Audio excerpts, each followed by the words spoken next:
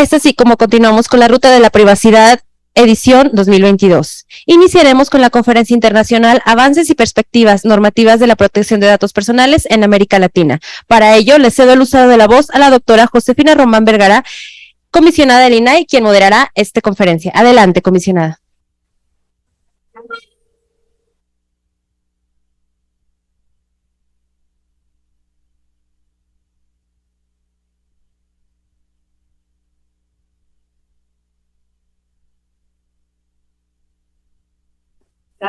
Avances y perspectivas normativas de la protección de datos personales en América Latina, a cargo de nuestra especialista Jessica Matus.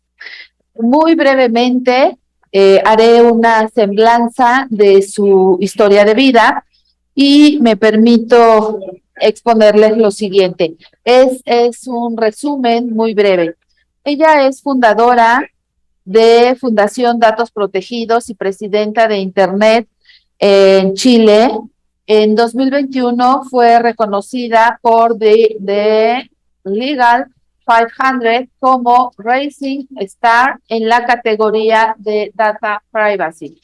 Es abogada de la Universidad de Chile, experta en protección de datos personales y ciberseguridad, diplomada en Derecho Informático y con estudios en Magíster en Derecho y Nuevas Tecnologías de la misma universidad. Es profesora en el Diplomado de Compliance de la Facultad de Economía y Negocios de la Universidad de Chile. También es profesora de la Universidad Pontificia Católica de Valparaíso, en el Diplomado de Comunicación Digital de la Universidad de Chile y Comunicación y Derechos Humanos de la Universidad Alberto Hurtado. Cuenta con experiencia en cargos directivos de diversos órganos gubernamentales como el Ministerio de Justicia, el Instituto Nacional de Estadística y en el sector privado. Dirige su empresa de consultoría en privacidad y protección de datos y conduce el podcast La Comunidad de los Datos. Abogada, por supuesto, agradezco sinceramente tu participación en este espacio y en particular en el Sistema Nacional de Transparencia. Entonces, bueno, quiero decirles que de verdad hoy nos quedamos con una ponente de lujo, verdadera especialista, internacionalmente reconocida en materia de derecho a la privacidad y de protección de datos personales. Querida Jessica Matus Arenas, te escuchamos con mucha atención y gracias por estar con nosotros este día en este proyecto tan importante para México denominado la Ruta de la Privacidad. Muchas gracias. ¿Me escucho bien? Bien, te escuchamos Sí, bien.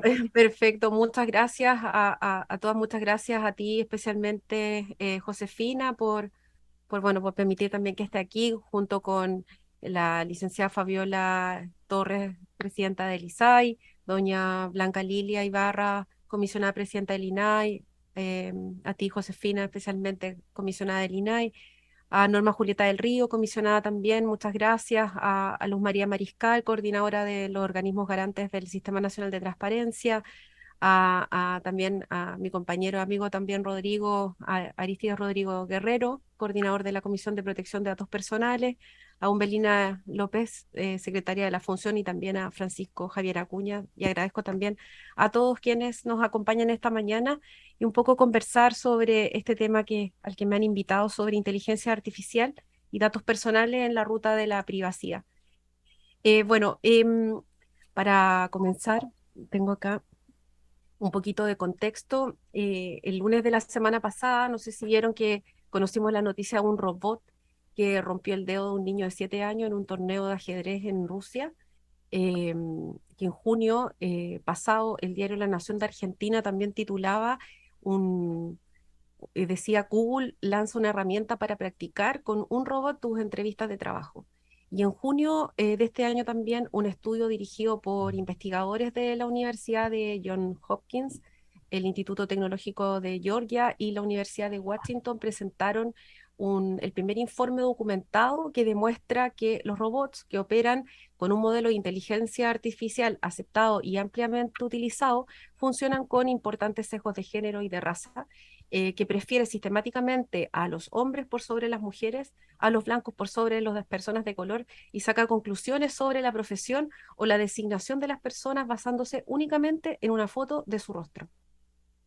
Así podemos encontrar muchos ejemplos de diversos usos e impactos que tiene la inteligencia artificial en la vida de las personas. Y, y bueno, ¿por qué vinculamos inteligencia artificial y datos personales? Bueno, ambas materias se encuentran íntimamente ligadas, ya que los datos personales ya se han convertido en un insumo que es crucial para el funcionamiento de algunos sistemas informáticos que utilizan esa tecnología. Por lo tanto, la inteligencia artificial debe ajustarse a las garantías, a los derechos, a las obligaciones que están establecidas en la regulación que protege el derecho fundamental a la protección de los datos personales. Sin embargo, esa protección se puede ver mermada por los bajos estándares normativos, por la ausencia de transparencia en cuanto a la manera en que funcionan los algoritmos que soportan esa tecnología, también por los intereses económicos que se ven involucrados y por la ausencia de un enfoque de derecho, entre muchos otros obstáculos.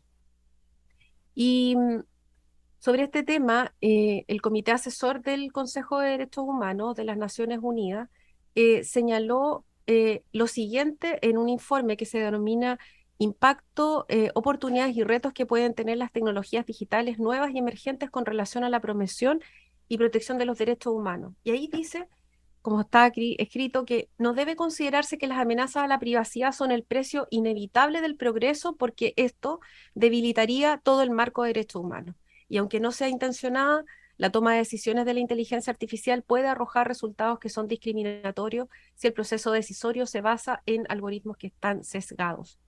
Entonces, bueno, frente a esto, ¿cómo se encuentra América Latina en materia de protección de datos personales y si es que estamos o no preparados para hacer frente a los desafíos de la inteligencia artificial? Y bueno, acá Argentina y Uruguay han destacado porque ya han sido considerados países adecuados bajo el estándar de Europa, ya bajo este estándar del Reglamento General de Protección de Datos, pero obviamente en su minuto por la antigua directiva 4695. Y el primero en ser considerado país adecuado fue Argentina en el año 2003 y el segundo Uruguay en el año 2012. En la República Oriental del Uruguay, la protección de datos, que está regulada a través de una ley 18.331, que fue del año 2008, 10 años después fue complementada por la ley 19.670 para adaptarla al Reglamento General de Protección de Datos de la Unión Europea.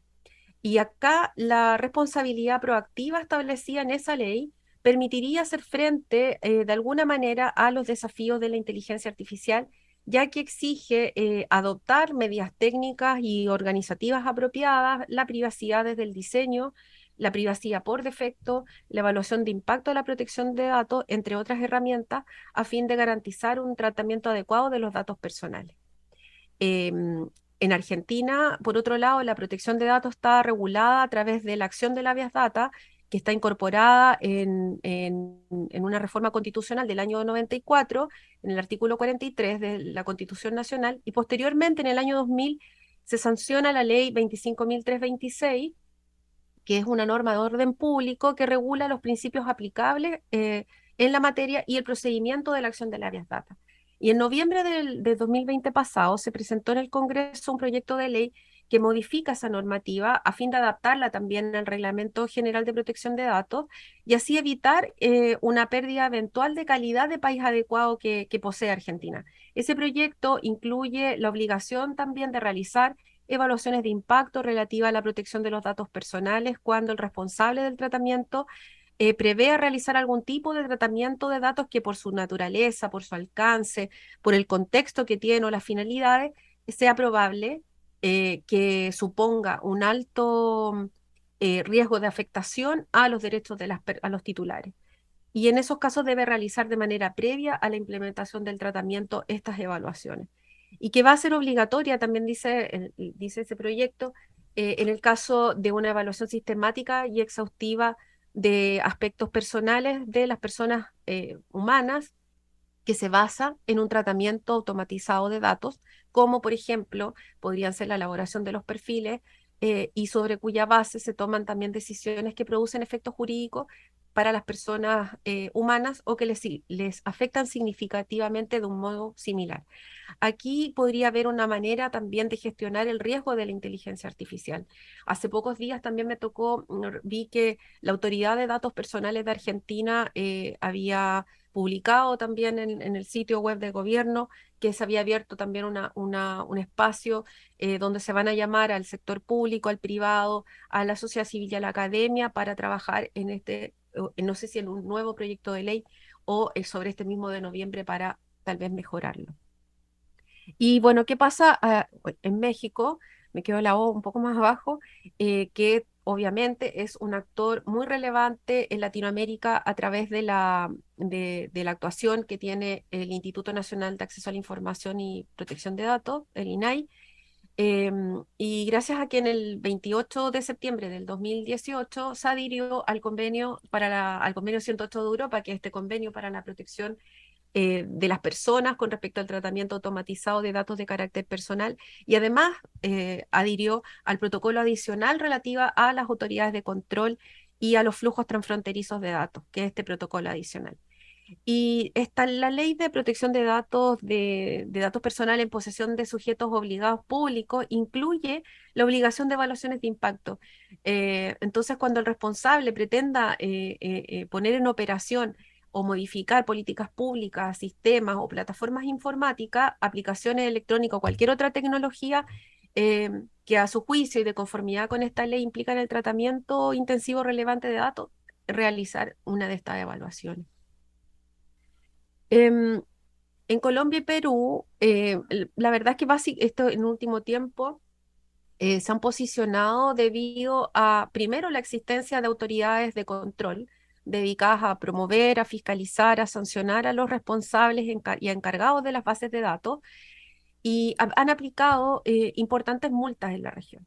En Colombia, por ejemplo, la Superintendencia de Industria y Comercio, a través de la Delegatura para la Protección de Datos Personales, en el año 2021 aplicó 173 multas por un total de 13.500 millones de pesos colombianos. Y por otra parte, la Autoridad Nacional de Protección de Datos Personales de Perú impuso multas por más de 6 millones de soles durante el 2021. Entonces, bueno, han ido avanzando estas autoridades a lo largo de estos años, en el fondo también fortaleciendo sus capacidades no solo las de promoción, que son importantes, sino también estas de investigación y sanción. Y en Brasil, la nueva ley de datos personales entró en vigencia en agosto del año 2020 y la ley se modeló a semejanza también del Reglamento General de Protección de Datos de Europa. Por lo tanto, tiene una perspectiva de la protección de datos personales como un derecho humano. Y a nivel federal, Brasil también ha creado una Agencia Nacional de Protección de Datos que se llama Autoridad Nacional de Protección de Datos, que puede exigir a las organizaciones información sobre el procesamiento de los datos personales, imponer las sanciones y en general encargarse de garantizar el cumplimiento de la ley. En agosto del 2021 entró en vigencia el articulado sobre las sanciones y también incluye evaluaciones de impacto, ¿ya? Así que también podríamos ahí considerar que hay un aspecto que podría permitir conectar bien con la inteligencia artificial. Y me gustaría contarles un poquito cuál es la realidad chilena. Bueno, Chile cuenta con una ley de protección de datos personales del año 99 que no consagra una autoridad y tampoco tiene sanciones, y que esta normativa ha intentado ser modificada en varias oportunidades sin éxito. El actual proyecto de ley que busca reemplazarla lleva 5 años de tramitación en el Congreso, y si bien el Ejecutivo ha solicitado suma urgencia en la tramitación de este proyecto, es probable que Chile es poco probable que Chile cuente con una nueva ley aprobada este año. Pero no obstante eso, el proceso de reforma de la Constitución chilena a la Constitución se encuentra en curso en su etapa final y es una puerta en esta materia, ya que la propuesta de nueva Constitución incluye la creación de una Agencia Nacional de Protección de Datos con carácter de autónomo constitucional, y además le entrega facultades de fiscalización, de sanción, etcétera, Pero creo que esta es una muestra importante, creo, de avance en relación a la independencia de los órganos garantes de protección de datos. Bueno, además esa propuesta reconoce expresamente el derecho a la autodeterminación informativa, a la protección de los datos personales, precisa los derechos de los titulares y los principios a los cuales se debe sujetar ese tratamiento de datos. Pero eso no es todo, también el nuevo texto constitucional, de ser aprobado en septiembre de este año, en un plebiscito nacional que es de carácter vinculante, va a consagrar también el acceso universal a la conectividad digital y a las tecnologías de la información y la comunicación, garantizando el principio de neutralidad en la red. También reconoce el derecho a la educación digital, reconoce el derecho al desarrollo del conocimiento, del pensamiento y lenguaje tecnológico. También garantiza el derecho de toda persona a participar en un espacio digital libre de violencia, donde otorga además una especial protección a las mujeres, a los niños, niñas y adolescentes, a las diversidades y disidencias sexuales y de género. Y adicionalmente hay un artículo que establece que las ciencias, las tecnologías y sus aplicaciones y procesos investigativos deben desarrollarse según los principios bioéticos de solidaridad, de cooperación, de responsabilidad y con pleno respeto a la dignidad humana. También consagra el derecho a la seguridad informática, y eso es algo bastante novedoso porque no existe un derecho así, digamos, derechos de última generación, reconociendo expresamente estos derechos digitales. Y bueno, esto que le estoy contando se hace cargo también de uno de los problemas que han sido identificados en el informe del Consejo de Derechos Humanos de las Naciones Unidas, que dice que las nuevas tecnologías están creando un mundo fundamentalmente diferente, que no se ajusta de forma exacta a nuestros paradigmas tradicionales y que por ello es esencial preguntarse de qué manera los tratados, los documentos y prácticas de derechos humanos podrían adaptarse mejor a la era digital. Acá el nuevo texto constitucional reconoce el mundo digital y los derechos que están asociados a ese mundo, sin perjuicio de las futuras normas de rango legal que deberán aterrizar esas garantías, teniendo especialmente presente que en la actualidad las empresas privadas tienen más información y datos personales sobre los ciudadanos que los gobiernos, así lo señala ese informe. Y, y bueno, como lo ha dicho también el relator especial sobre el derecho a la privacidad, el papel del sector privado es especialmente crítico en el ámbito de la privacidad. Por lo tanto, los principios de responsabilidad, de privacidad por diseño y por defecto, la minimización de datos, la transparencia algorítmica, junto a las evaluaciones de impacto en el tratamiento de datos personales, deben ser la piedra angular de la industria de la inteligencia artificial, que utiliza nuestros datos personales, especialmente en el caso de los datos sensibles y de grupos vulnerables. Con todos los organismos públicos también deben aportar como sujetos obligados a la protección de este derecho humano, considerando especialmente el poder que tienen de restringir las libertades y realizar acciones de vigilancia que utilizan también esta tecnología de inteligencia artificial. Y por supuesto, además, es necesario realizar esfuerzos regionales de homologación de normativas, ya que los desarrollos de la inteligencia artificial también se dan en el ciberespacio que no conoce fronteras político-territoriales. Y bueno, muchas gracias por la atención y acá les dejo mis datos de redes sociales y mi correo por si quieren compartir más información sobre estos temas. Muchas gracias.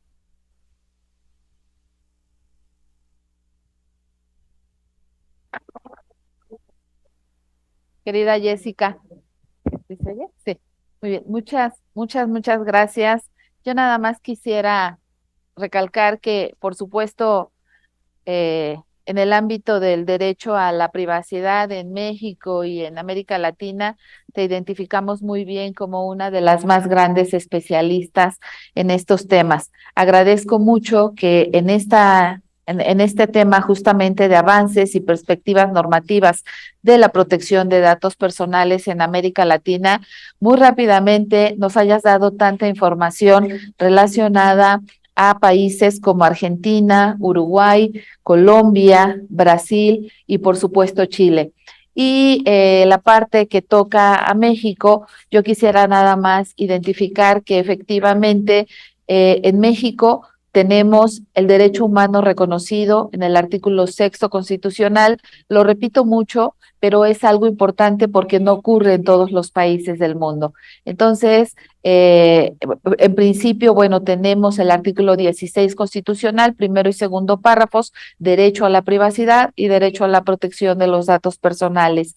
Y en México diferenciamos muy bien en la Ley General de Protección de Datos Personales en posesión de sujetos obligados que aplica para instituciones públicas, inclusive puntualmente se denomina como sujetos obligados. Y por eso la existencia del Sistema Nacional de Transparencia, Acceso a la Información y Protección de Datos Personales, porque tenemos también 32 leyes de protección de datos en el país que aplica en cada entidad federativa con una autoridad en materia de protección de datos personales que también es constitucionalmente autónomo. El Zacatecas es el ISAI, en Ciudad de México es el Info Ciudad de México, pero bueno, cada entidad federativa tiene su propio órgano garante que tutela el derecho a la privacidad y el derecho a la protección de los datos personales. Y por otro lado, la Ley Federal de Protección de Datos Personales en posesión de particulares, inclusive si ustedes se dan cuenta, no refiere sujetos obligados. A los particulares los refiere como sujetos regulados, porque no tenemos el mismo padrón. En materia de sujetos obligados en el país, son más de, tenemos 815 sujetos obligados federales. A nivel nacional, evidentemente, están todos los sujetos obligados estatales, los más de 2.450 municipios. Entonces, en el ámbito público, claramente refiere sujetos obligados. En el ámbito de particulares, la ley los denomina sujetos regulados. Entonces, a mí me parece muy destacado que precisamente en tan corto tiempo, Jessy, nos hayas hecho favor de dar esa fotografía de la normatividad en Latinoamérica. Agradecemos mucho tu tiempo, que compartas con nosotros conocimiento, experiencia, reflexiones y bueno, te mandamos un fuerte abrazo a la distancia, Jessy. Muchas gracias por estar con nosotros en esta ruta de la privacidad este día en el bello estado de Zacatecas. Muchas gracias. Muchas gracias, muchas gracias.